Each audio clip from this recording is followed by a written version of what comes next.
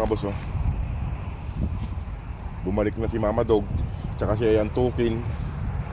Bumalik na sila mga boss, pang-apat na araw na saka sila bumalik. Nasaan kaya yung may pilay?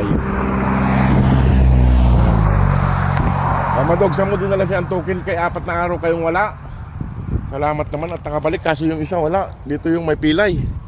Nasaan na kaya yung may pilay? Yung may nasagi mga boss. Ayan, oh. Ayan. Buti naman at nakabalik sila. Ito si Antukin. Kaso yung isa, yung may pilay, yung may injury, wala dito. Hanapin ko lang kung nasaan mga boss. Hindi ko makita.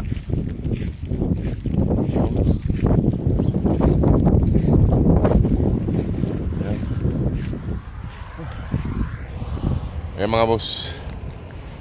Diyan na si Mama Dog. Ayan. Diyan na silang apat. Bumalik si Mama Dog tsaka si Antukin. Pang-apat na araw na mga boss saka sila bumalik.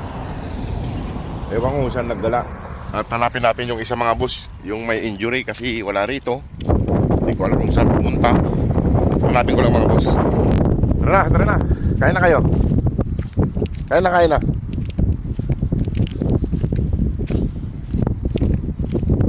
Eh mga boss, nandun pala yung may injury. Hindi ko napansin kanina na hindi pala umalis sa pwesto nila. Nasa may ilalim ng puno.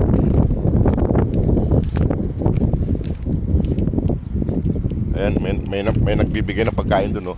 Yung ibang lahi, may dala siyang pagkain, binibigyan niya. Ayan, no? Buti nakabalik si Mama Dog tsaka si Kwan. Ayan, no? Buti nakabalik sila. Nagbigay ng pagkain yung ibang lahi.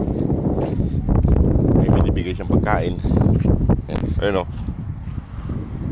Binibigyan niya ng pagkain. Ibang lahi yun. Yemeni yun. Buti nakabalik yung mag-ina. Ayan. Nakain sila doon. Pero ayusin ko yung pagkain nila doon yung isa. Ay mga boss, binigay ng Yemeni. Mas mati-rice at tsaka kanin and manok. Ayan, nakabalik si Mama Dog. Buti bumalik sila. Pang-apat na araw na. Ayan. Ayusin ko lang yung pagkain nila doon. Kaya wala eh.